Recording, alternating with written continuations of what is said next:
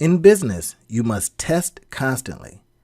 Test your headlines, test your copy, test the marketplace, test your sales, test just about anything, or your business could die.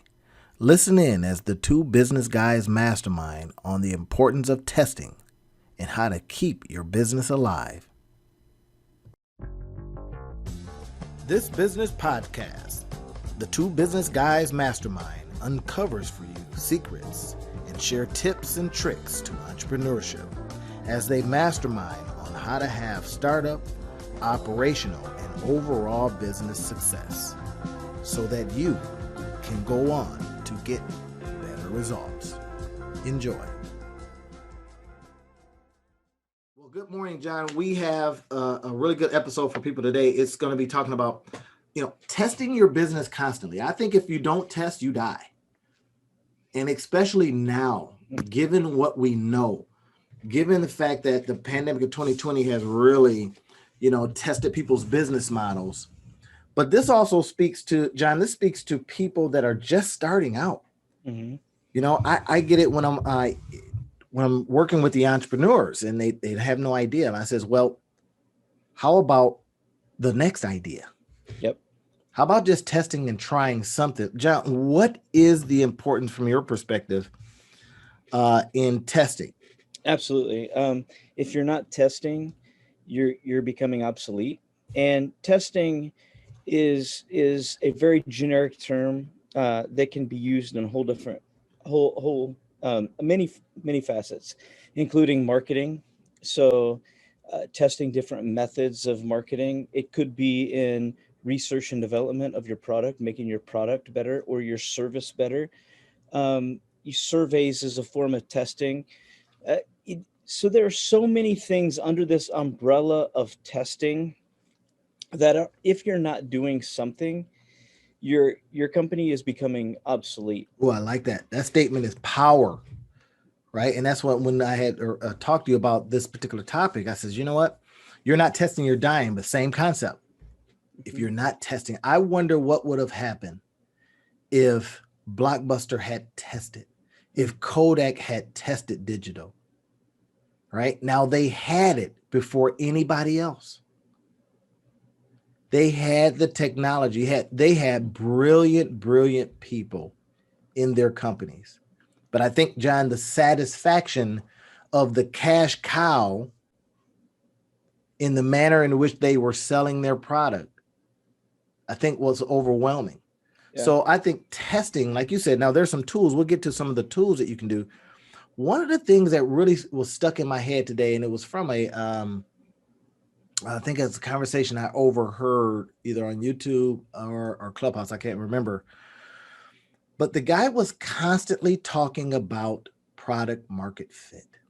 Oh my God. I mean, he went on and on. He says all things in your life, I mean, he went to that level, and in your business should be about product market fit. And he broke it down. He says, listen, in order to have a successful company, and I'm paraphrasing him badly, that product market fit is everything and the only thing. And that's why you're constantly testing, is that this is what you're doing, everyone. You're testing to see if the marketplace wants your stuff. Kind of simple. And then so in this interview, somebody asked him, says, well, what is your defined way or definition of product market fit? He says, it's really simple. He says, you put your product in front of the marketplace and they adopt it without much trouble. So without you having to sell it, without you having to convince them, without you having to do a lot, they see it. It's like you see a shovel and you just start digging. Because whatever you believe you're getting to, now you have a tool. And that's what I started thinking about, right? And that's not the example he used, but it just came to me that, yeah, I would like to get to something that is underneath the earth and a shovel appears. That metaphor is basically, hey, listen, I now have a means by which to get to something that I want. Now, you don't have to sell a shovel. Because people go, hey, that's the tool I needed. Okay, get to digging. Right now, I look at that and I go, oh my God, it's that simple. Well, the way he was explaining it, John, was that test, the idea that your business needs to be constantly up in the marketplace's face saying, do you still want me? How much? Prove it. Little things like that, right? I mean, I'm simplifying it to a degree, but imagine the business or the restaurant. We've seen it happen, John.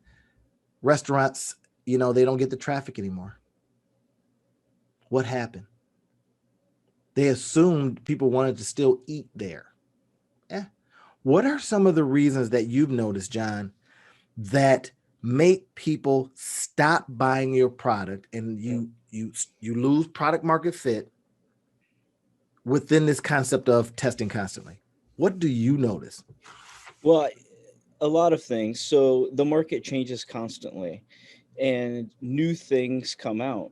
And when you have this, depending on whether you're in the apparel space or the technology space, if you're not keeping up with the newest things, if I'm making polyester products and everybody else is making silk, you know what I Right. mean? Or if I'm using an 8-track player instead of some sort of cloud based product, then I'm becoming, obsolete. I'm pretty much taking myself out of the market.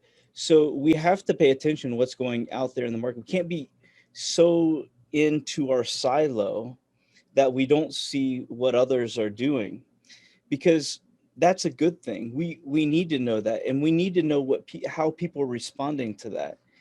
Is it something that people are in tune to? Well, what do they think? Get feedback from customers. Is there something that I can do um, to rival that? So we have to continuously do this. This isn't a one-time thing. This is if you're in business for 100 years, this is an all-time thing. This is an all-time thing for all businesses that want to be relevant for decades and decades to come. And we take that for granted. Last night, we we didn't go out to eat because we're still in this pandemic thing, but You guys haven't gotten your shot yet? first one. I've gotten my first one. Wife has both of them, but because she's in the school system, but I've only received one.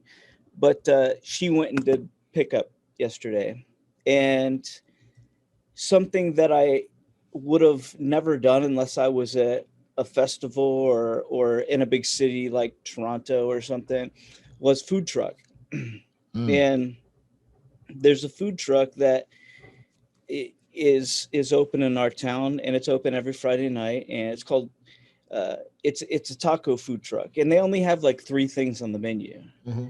But I'm like, you know what? I'm gonna. There's no place to sit, of course, but we're doing takeout, so it doesn't matter, right? It doesn't matter what the weather's like. She gets me some tacos from there. Just very basic, 3 items on the menu. Not a whole lot of fluff. Fantastic. And that's an Mm. experience that, unless I was in downtown Toronto where the food trucks are lined up, or a place like that, I probably wouldn't have ordered from a food truck. I Yeah. probably would have went into a restaurant. Yeah.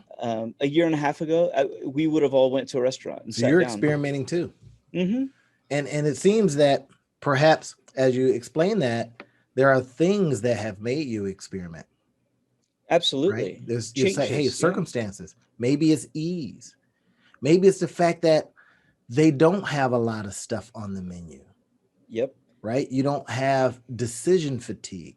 So that speaks to the concept of why should businesses, whether you're starting off or whether you're already in business, constantly have a division. We've talked a little bit about having an R&D division even if you're Hmm. not making any money.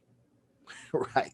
I find personally I find myself doing this now. Was a hard thing for me, was taking a look at my current business model. In other words, how I operate, asking questions of it. Mhm. Is this working? Is this working as fast as I want? And what really started, me down this track is I was listening to one of the entrepreneurs that I teach on Wednesdays, and it was a couple of them in there that says, I want success now, right? They just wanted things to just happen right now. And I kept asking myself, yeah, but what are you doing? Yeah, but what are you doing to foster that? Show me your day. Show me the steps you're taking. Right. And I think there's a consistency that if you're applying it, and we could look at it from the testing. If you're testing things, what are you trying new? Because I know I'll send this. I happen to know this particular entrepreneur, and I'll send him a text based on something that I'll see him putting on social media. Right. And I'll say something like, so what about that? And he says, well, I did this and it created this. Okay. Don't tell me, tell the world. How do I do that? Well, create your YouTube channel. And he was like, I'm doing that immediately. You see what I mean? So now I says, because you're at your beginning stages, you're excited about what just happened. And it happened to be in the investment space. He's trying a new thing in the investment space. But that's testing, that's trying, right? If you have the personality for that.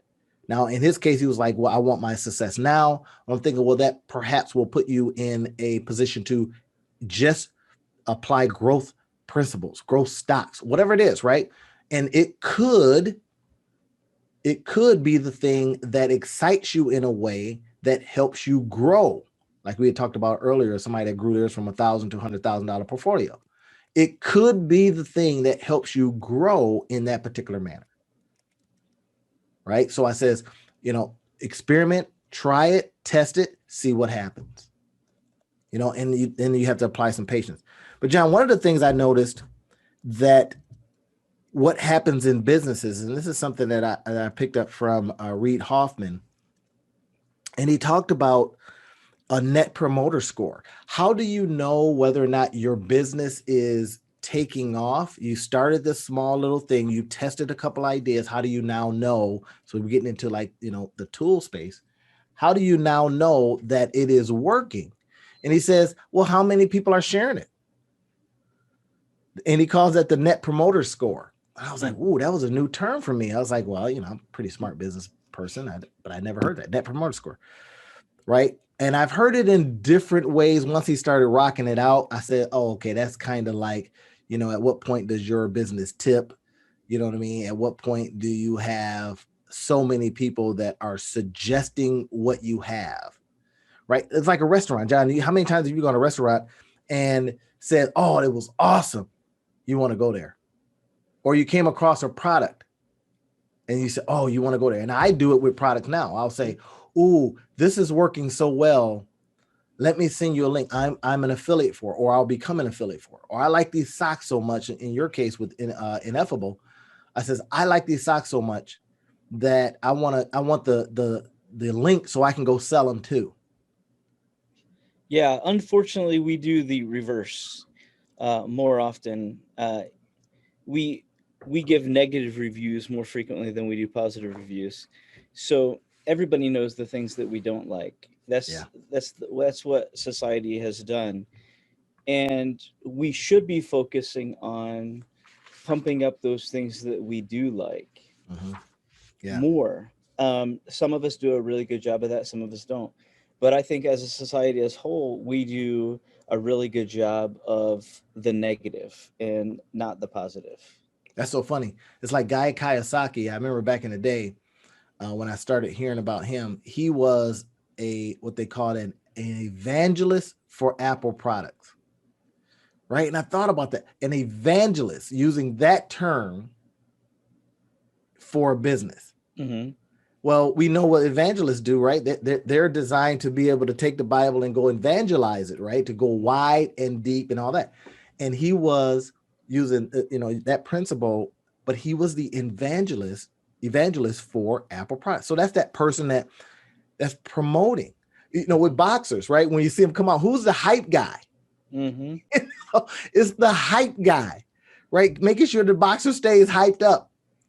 That was so Mhm. interesting. But you think about those principles right now, and we think about if you don't have your product and business out there continually hyping itself in some fashion or form, right? It may be by testing a new product.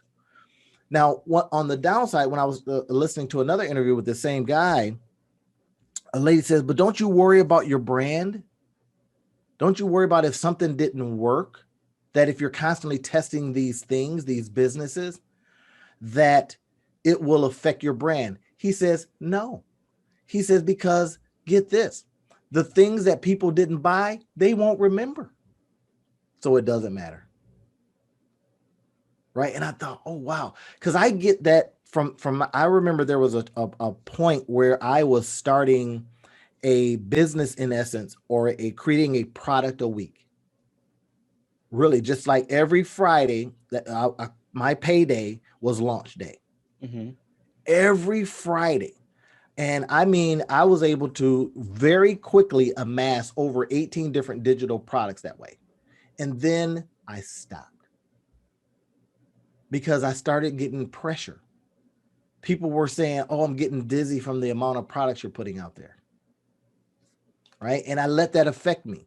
Now I'm getting ready to go and implement that back, a business, a product every single week. And this is what, and I'm re-inspired to continually test by what I found out, through this founder. Now all I listen to now is founders, people that found things. I don't listen to anybody else, just founders, and then just try to reverse engineer what they did. He was saying he started a business just about every week. He had a little 4-person team. He says he raised a couple of bucks and started. And the one he ended up hitting on was it was a dating app or something like that, right? He saw where the market was going. Now, this is something that, and for us with the business that we started from scratch, that we have to constantly consider, right? Is this isn't the only thing. This is the one thing that we're trying and seeing if it hits. And if it doesn't, see what the marketplace, do we have net promoter score where people are promoting it? People are coming on, people are adopting it, people are going saying, "I need that," or not. And Mhm. if not, then we can get a chance to bring it in and iterate it. What can we put in front of them? Right. And we are, I know we're going to be, doing our soft launch here in about 3 days. Right. And so the cool thing about that is that we've been able to take it and scale it and test some things, right? Or at least, look, we tested on each other first, right? Hey, what do you think about this? Well, it's not ready. All right. Or I went in, like, for example, the other day, John, and put a story to your cartoon, to the cartoon that you put up. Mhm. Right. And the cool thing about is that's a test, right? Yep. I went and created a story. Um, and the cartoon was great because I see what they were talking about. I thought, oh, this will fit right here. And then what our next step is, of course, is to attach products to within the story. And I'll be doing that here over the weekend, right? Going in, seeing what we're talking about, and then putting some associated products with it, right? So that's testing. That's testing, getting it out there. And then the big test is when we launch it. And we happen to have a database of, I think, about 1,000 people that when we launch to, we'll see if it's crickets. Then we go, oh, okay, what do you need? What do you want? Mhm. Right. But here's a factor. This is something oh man, I think I got this from Neil Patel. He says, generally, some people are sometimes they can be lazy and they may not adopt what you're talking about, what you're doing, simply because they just, it's not, it's just, they're just lethargic. And I thought about that. I was like, that's interesting. So if our customers are lethargic, then it's up to us to make something so easy. It's like, you need to dig in the dirt, there's a shovel. And they go, "I never had to find the shovel. Mm-mm. Didn't have to rent it, buy it. Mm-mm. There it is." Well, thank you. We got to make stuff so darn easy, right? Product market fit. Mhm. Right? That is a part of it. Testing constantly, everybody, for product market fit. And then this is why that guy was testing so much. He was testing for, do I have something in this space that's growing? As he looked around and says, ooh, this is going to be big. He just every week throwing one out there, one out there, one out there, one out there, one out there. And then it worked. And he sold it for $300 million. Some of you now that's a nice exit. And he's wise to say, he says that's 300 million net of cash. Right now, that may be going deep in the weeds, but some of you more seasoned folks will say, I know what you mean. Net of cash. He was able to take his cash with him, whatever cash was generated in the business. Right? 300 million, it was 290 some or 80 something, but they rounded up, right? And from that, he's gone on and he started a new company with a new partner that I think is going to be one of the more exciting areas, right? Taking distressed properties, retail properties, and doing some amazing things with them. Different than he's testing now. He's saying, well, here's this retail product that used to be this model, the retail model, you walk up to the store. Now he's saying, nope, they're going bankrupt. We're buying them for pennies on the dollar and we're putting them online only. Right? It sounds like when I started the Earn Every Dime Online show, that's what it was about. All online only. And it wasn't very popular 3 years ago. And now it's like super popular. So it's really interesting. If we're constantly testing, we find these things out. Here at the show, when we are bringing you guys specific things that we're talking about, it's because we picked them up somewhere, we saw them, and then we started asking questions about it. So we mastermind on them. We say, hey, John, Randy, how can we use this? How can we share this with our listeners? How could they pick this up? Right? And this testing things out model is something that we do it now. We do it with life. John just did it with, taco trucks. I would have never bought from a truck. I don't buy from food trucks either. I don't know why. Right? Testing some things out. This is what we got to do in our business constantly, everybody. Because here's what happens. Customers outgrow you too. So you're not testing anything new, and your biggest customer base now from teenager, we see that with music, right? That the Ariana Grandes of the world her audience will eventually get old. So now what do? And they get mature and they don't go to concerts and they don't listen to the same, bebop and pop stuff. Now what? You know what I mean? So this is where, when we start thinking about what else you need to do, you need to constantly have things that you can present to your customer base. The biggest test that you should be doing in an established business is creating new products. Right? What does that do, John? Does that extend that lifetime value? Absolutely, it does. And this is something that we try to be cognizant of. Is like you said, the market changes. So if I'm offering the same thing year after year after year, for example, let's if Bic never got into the mechanical pen, do you remember the mechanical pencils? Yeah. If they would have stayed in the 2 wood pencil and that's all they did, well, they would have missed out on a whole lot of opportunities. But they got into the mechanical pen, they got in the pencil, they got into the pen, and other different. They didn't stay with the number 2 wood pencil. They still do that because there is still a following, but in conjunction with that, they've added on products, and it doesn't mean that just because new flavors come out that you have to get rid of vanilla. Just because they come out with cookies and cream doesn't mean that Neapolitan goes away. I mean, you can just keep adding to your product line if your old product still has a following, of course. But testing it out. I mean, we do this with socks all the time. We're testing new types of socks. I mean, not just sock causes, but sock fabrics, Yeah, I sock, noticed some new stuff. yeah, sock cuts. So, whether that's a no show, whether it's an ankle, whether it's an athletic, whether it's a novelty, we're looking at all these different things, and we want to know what the market. We even test from adult to kids, just to see, hey, what what is our market want, and what are they responding to? That's so interesting, John. And it speaks to something I was listening to Reed Hoffman, and what he talked about. He says, your job is to continually amaze and delight your customers. Mhm. Amaze and delight. And that's so much fun, right? And he was talking about before he started LinkedIn that he had started another company that didn't work. It was dumb. To him, it didn't do anything, right? And and it got me thinking about, all right, so now here's a guy that was obviously super successful. He sold his company for a whole lot of money, over $1 billion. He is now part of Greylock Partners, which is a VC fund that now sees other companies, right? He's got one of the best podcasts. I love his whole podcast, his whole play.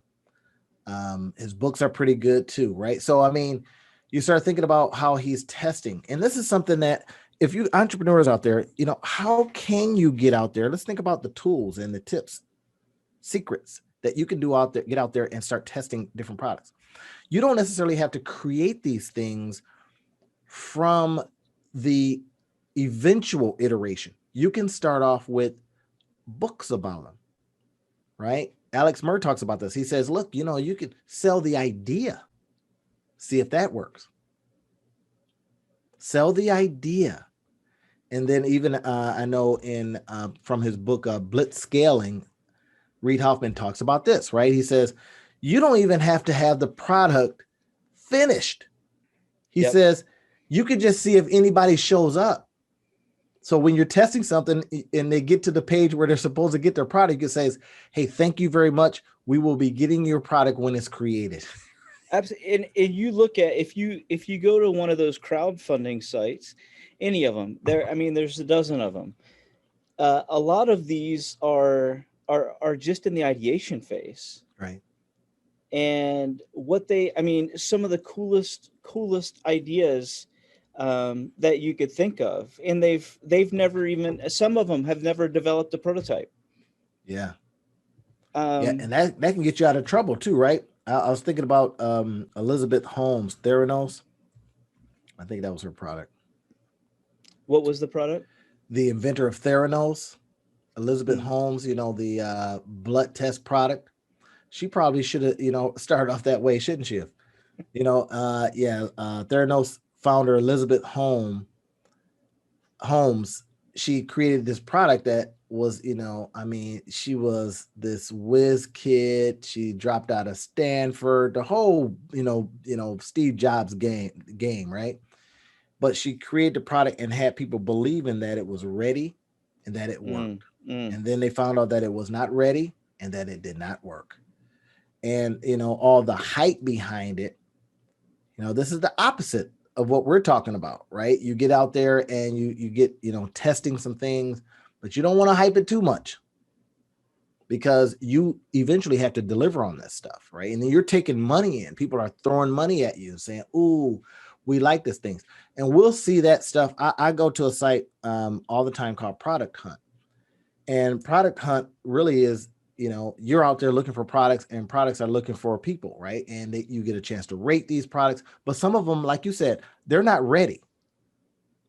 And so many customer or companies I'm finding are getting in trouble because they start taking in money and they don't produce the product. Mm. That's the bad part. When I am talking with, in fact, I had an author on for, Q&A session with me. And so I think I put it online already. I put it on my YouTube channel, but he was talking about his book and the approach that he wanted to take. I says, hey, here's another way you can go about this. I says, you can get it out there, get just a very basic picture made, right? You can go to Fiverr, get a basic picture made of your book. And it was, he and a partner was going to do some children's books. I says, and then you can create just a landing page really, really quickly and start seeing if you can go get that product market fit. See if what people say about it. See if you can roll out stories. So I talked about the whole thing that you could do that are just the beginnings long before you put time into creating the product.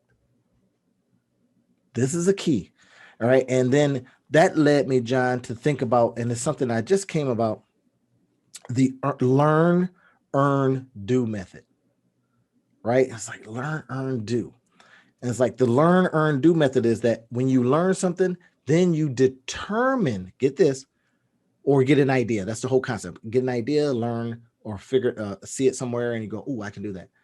Then see if you can earn money from it by doing this product market fit test. Then go do it. We do it the opposite way. We do. We put in all this time and energy on creating something that we don't even know if it'll earn money yet. So I'm just flipping that and saying, you learn a minimum amount about it. You go and see if you can create energy for it. And that's what I've been advising a lot of starting up entrepreneurs to do long before logo. They get into things that don't matter. It does not matter about your logo, not now. It matters if you got a customer. But you see them doing the work. Oh, I got to go get a patent. I got to go get a copyright. I got to go get a trademark. I got to go do all this stuff that has nothing to do with nothing. It doesn't generate a dime. So learn, earn. So go off and see if you can sell 5 of them. You get 5 sales. Hey, it doesn't matter if it's for $5. You got $25 that you can now go create a little bit more about it. And then this is what I suggested to this young author. Not a young guy, but just, brand new to the marketplace. I says, now go off and pre-sell it. See if you can pre-sell it. See if you can get some energy behind it. Take one part of it, create a story, just one page, one sketch. And then I gave him some other tips about engagement. Can you engage the children with the one story? Can you invite them in? Can you use a business model from like Jones Soda, who puts people's pictures on the bottle, gets them all excited? I said, could you have kids tell you about the story? How should I go next? What should the next chapter be? What should our hero do next? If you get engagement, he was thinking, oh my God, that's really good. You get engagement. Now you have a following, right? You have almost zero money invested. Just a couple of coins, a cover, an idea, maybe a landing page that you can make for free. Then you invite people in. Hey, what do you think about this? And then if you say, oh my gosh, you start using some of these other principles, the net, like they talked about, the net promoter score. Do they share it with other folks? Do they tell other people about it? And then you now have something. You are now saying, hey, it's coming out in November. You can pre-buy it here. Right? You can do that at Amazon. You can drop a book on Amazon and say pre-purchase. I do it all the time. Oh, I like that author. I'm buying that. When it comes out, it comes into your thing, right? It may be 6 months, but what they're doing is they're pre-selling it. Kickstarter, they use stuff like he was going to use Kickstarter and some other stuff like that. Says, well, the problem with Kickstarter in this particular case would be you can't get the money until your funding level is at a such and such. Right. So, but with this way, you now know people dig it. They're coming to my page, right? You can start sending people there. Hey, and they go, wow, man, I got to show this to my cousin. I got to show this to my babysitter. I got to show this to. So now you're getting engagement. So it's the learn, earn, do method. Then you go do the thing, not the other way around. Right. And if we can get more people, and especially when I hear it in my entrepreneurship class, oh, man, I did this. I says, where's your customer at? Where are they? I haven't gotten a customer yet. I thought I had to get this stuff first. We got to go engage them. You got an idea, flesh it out the best you can, get some, some little, some good copywriting behind it, that little things that start making people, wonder, why would I come to this? What does it do for me? So that's a part of the testing model, everybody. Constantly testing within your business, constantly testing. If you just starting off, constantly testing. Now, what does that do, John? Does that speak to what kind of information you get from that? Well, you get you get statistics by market research, and Yes. statistics are not sales. But when you're actually testing things, it's live in the market. So you're really seeing who is my customer, who is Real time. interested in it, in real time, who is buying my product, what concerns do they have with my product, am I Yeah. getting any feedback, um, those types of things.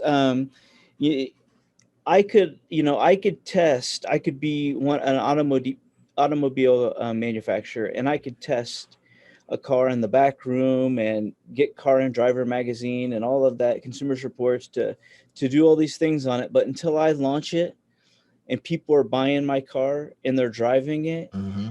and they are ambassadors of my product, they're then I really don't have the information that I need to be as successful. It's not just going to be the hype of those videos, but it's going to be, oh man, I just bought this brand new car, and it's expensive. It looks nice, but it's a lemon. Mm. Well, people are going to hear that quickly. Especially now, right? Social Right. media will bury you. Absolutely. I So like what you said there. yeah, Ambassadors of your product. yep. So we need to have things launched, and that's why testing is necessary. Like we we can't test things in a way that we're not taking a risk. It takes risk to do this right, Mm-hmm. because if you're not making yourself vulnerable, then you're not learning. Coca-Cola, even though when they changed their product, what was that, 30 years ago, they tried to change it to the new Coke and they switched it back. Oh Well, yeah. they understood very quickly how how important that original Coca-Cola Classic was. Yeah. Yeah. They Um, tested, but it didn't work. It didn't it work out well. it did, but those are the lessons that help us as businesses. Coke would have never realized the value of the classic without that. And then they Um, branded it, didn't they? They turned a bad into good. Then they were able to call yep, it classic. right, That right, other product didn't disappear immediately though, right? that's right. Remember, it stayed around a little while, so that got them some more distribution, some more cans. It just didn't work to the level that they thought it might. And this happens all the time with different products. I mean, you'll see shoes trying out different things. Do you remember Mhm. when they had the pumps, different types of pumps? Oh They had yeah, one with an I actual had some pump, pumps. one with an actual pump, one with the basketball that you pressed on The press. the I had the one tongue. with the Yeah, basketball. yeah. And it so they're testing all these different things. What is the market like? What are the consumers? Is there a problem? Can these bust? Can they pop? And you find out a lot of information by actually taking that risk and Yeah, putting it out in the yeah. market. And it's really fun too when you say, "All right, how do we continually, amaze and delight?" Right? I know I was listening to a founder, and he was talking about when people get on the flywheel, the energy you get from the flywheel. Now that was the opposite of funnel. He's like anti-funnel, and he was in the flywheel, right, trying to make that happen. Funnel just takes over the world, but that concept, right? But he says once people are on a flywheel, he says, and you're constantly, and he used the same words that Reid Hoffman used, amaze and delight. That's what your goal is. is getting them in a position where you're constantly doing something that does something for them, that gives them a benefit. And there's companies out there, the Amazons of the world are constantly amazing and delighting you, Mm-hmm. right? With stuff that they roll out. And then, they And, say, hey, and here's something that's free for you. You you got Netflix, that's fine, but what about this? I watch movies on Amazon constantly. Well, you think about that. Amazon, I mean, just like any good brand. I mean, even think about Netflix. Netflix was producing B quality. They weren't even producing them. They were Mhm. they were Basically streaming renting them. B quality movies, and Mhm. then they got better movies, and then they started producing their own movies. I mean, constantly changing, testing, evolving. Amazon, I'm selling used books. I'm selling books, and then I'm launching Prime, and I'm doing more than that. I'm selling all types of goods and services, and then I Yeah. get in the grocery space, and then I get you know then I get into the dental space or whatever, because they're going Now to it's going start to be opening. Yeah, insurance. yeah, insurance. I mean, if without testing, none of that is possible. Right. Amazon would still be selling books. Yeah. Yeah. And so to your point, John, then that suggests that all this testing, you could discover something that ends up being the thing that brings in more money than what you started off with. Absolutely. I mean, AWS, at, Amazon Web Services, yep, brings in a gazillion dollars. And I want to say that it is such a huge amount of what they do. Right now, keep in mind, when they built their platform, they built it in a way that it could be a user based and a seller based. Those kind of platforms just work. So I can come on to it and use stuff on here. And then they provided me with an opportunity to now sell on here. It just works. And when Alibaba started, they modeled Amazon. I kind of look at them like the Michael Jordan and Kobe. You know what I mean? Kobe copied Michael, his workout habits, his moves, and he became a 5-time champion. You know what I mean? So his success mimicked because he mimicked at first until he came into his own space. Alibaba is coming in. It obviously came into its own space, but it became a multi-billion-dollar thing. And some things that we're doing with our starting our business from scratch is that we're modeling some things that we know that are out there in the marketplace working. Now we're asking a question. That question is, can we amaze and delight our consumer base with what we're providing? Right? And can we do it in a way that then separates us? So we've obviously created a new name, and then we are making the things that we're doing relative to the name. This is the key part, is that you have people that kind of rail against the hustlers out there, right? And our Entre Hustler brand, you have people not railing against Entre Hustler brand, but they have, well, entrepreneur for a long time was synonymous with you don't have a job. mm, Now it's the hot thing. Ooh, if you got a job, you're starting to be looked at like, oh, you got a job. I can't believe you're working for the man, right? Or the woman. And then you think about the hustler, right? You think about, oh my gosh, he's going to hustle me. Well, you put the entre hustler, the best parts of each, right? So now we're saying, hey, here's what we have as the idea. Now, here are some of the products. Here are some of the things that, as you being a part of Entre Hustler and all that we do, here's how we're trying to amaze and delight you. First, we're going to bring you information that you might not be able to see anywhere else that helps you do what you do better. All right. Now, here's what we have been able to source as products. Now, these are the things that are going to put money in our coffers so we can continually do this more and we can grow it. Right. So, but it's a model that's already out there. That's, maybe a lot of people might be doing. And we're just coming in saying, hey, can we do it in a different way?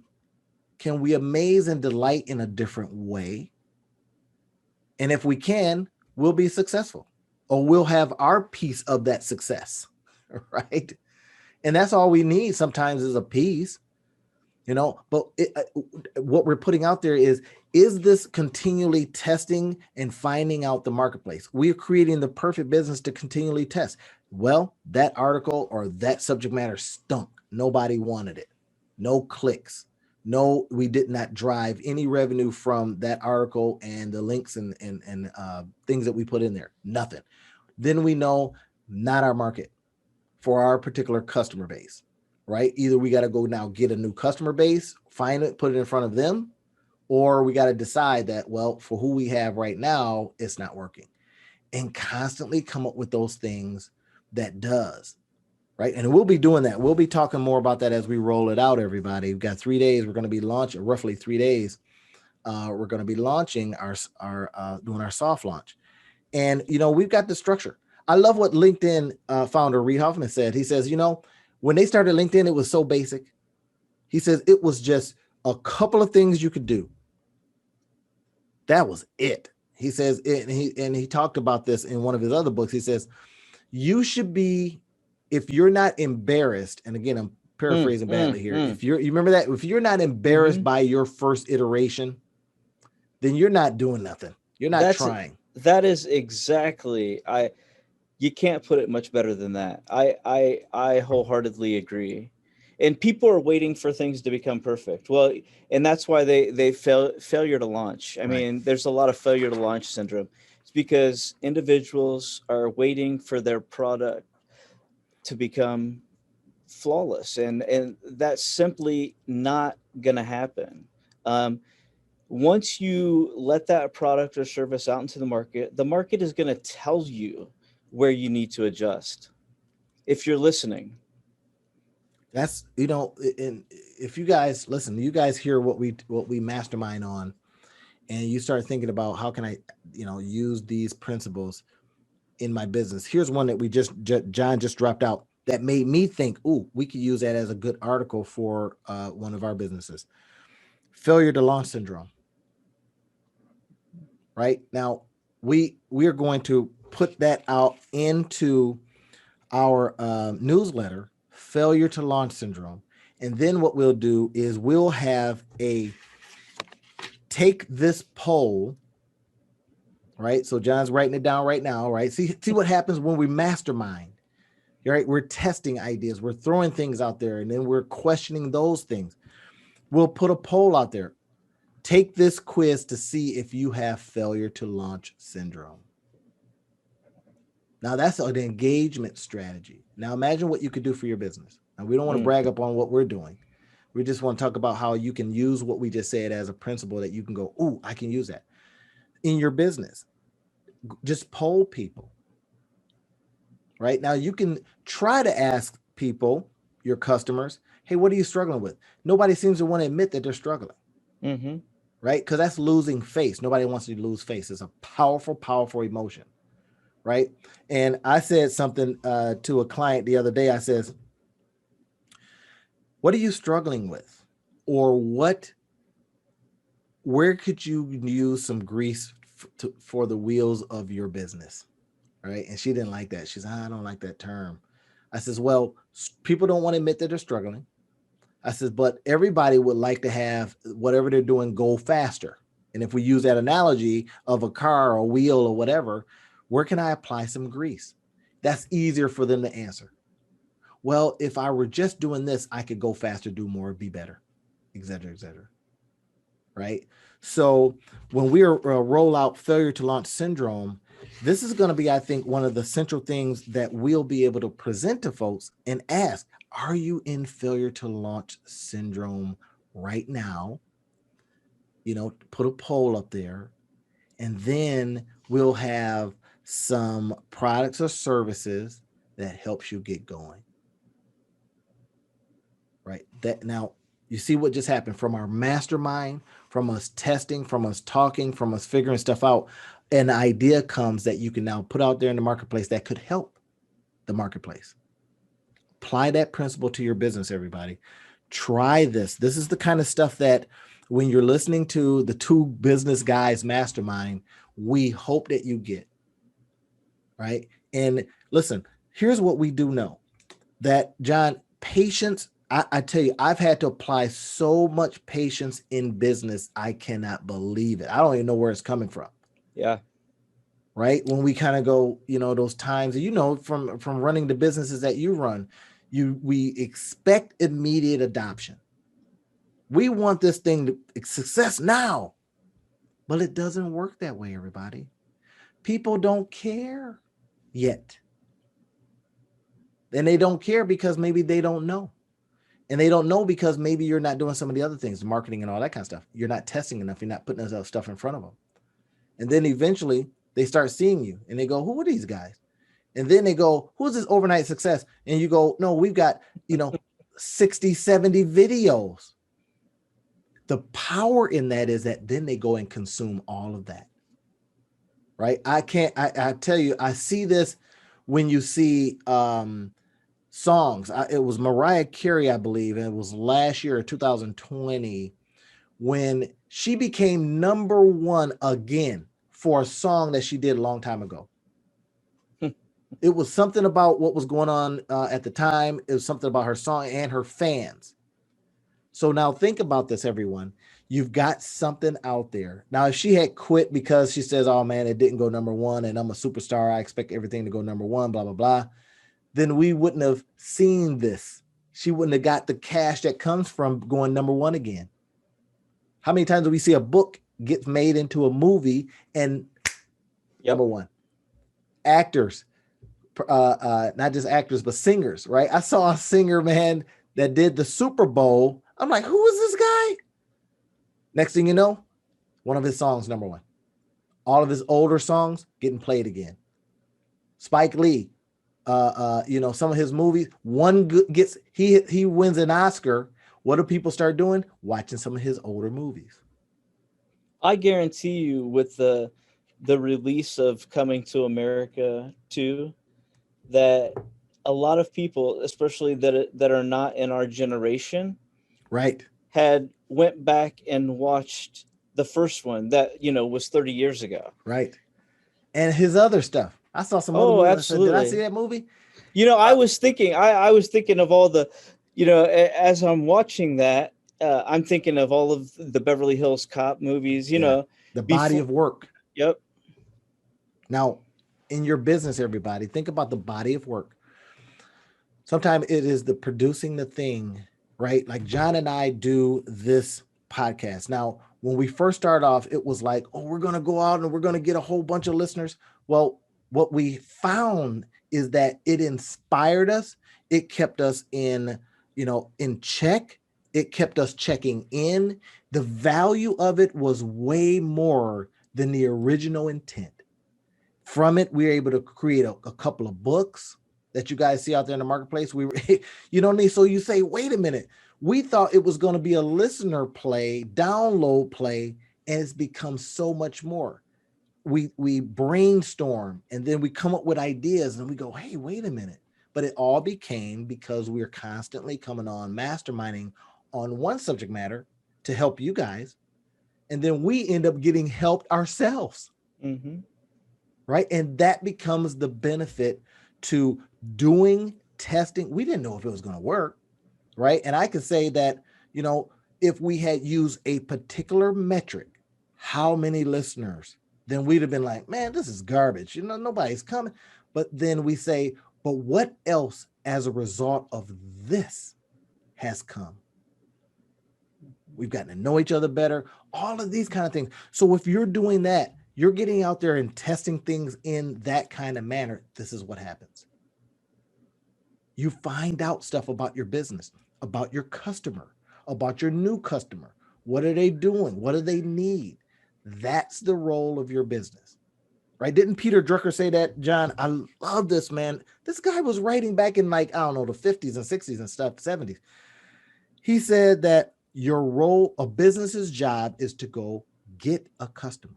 And I thought, what? Yeah. So that kind of spoke to starting something and then going and seeing if there's a customer for it. Going to make a customer. I thought, what, isn't there customers already? Well, yeah, but they're doing something else. Mm-hmm. They So didn't know can you that they start need. something? They didn't know that they needed your product or service. They didn't know they needed your product or service. So what are you doing now?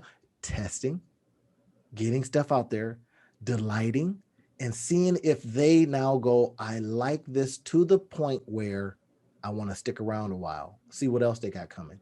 Mhm. It's like the Amazon approach, right? And it's what we're going to be doing eventually when we, build out Entre Hustler Consortium. It's about that. Building from, we start small, our minimum viable product. We see what we can do with the marketplace over here. We're basically taking a scoop out of the ocean.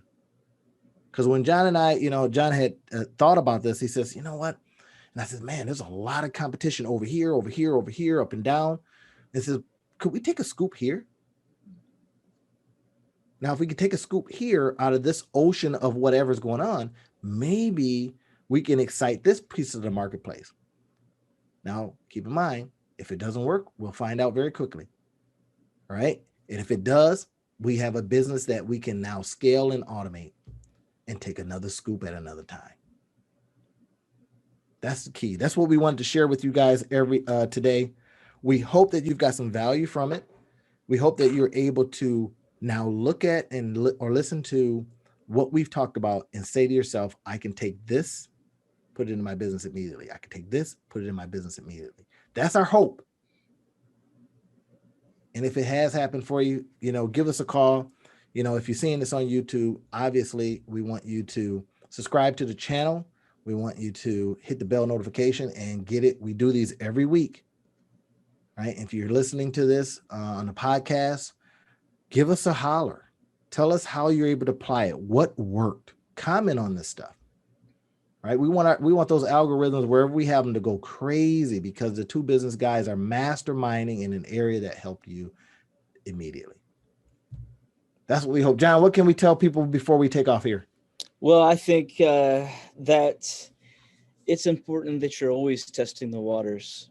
That if you're not making yourself uncomfortable, if you aren't looking at ways to transform the marketplace, then somebody else is going to beat you to the punch, and you're going to become obsolete. So it's okay to make mistakes. It's okay to fall down. Just keep moving and keep testing. I love what John, I'm going to just iterate what John said and mix in something that I had added to it. If you're not testing, John says you're becoming obsolete. So if you're not testing, you're dying.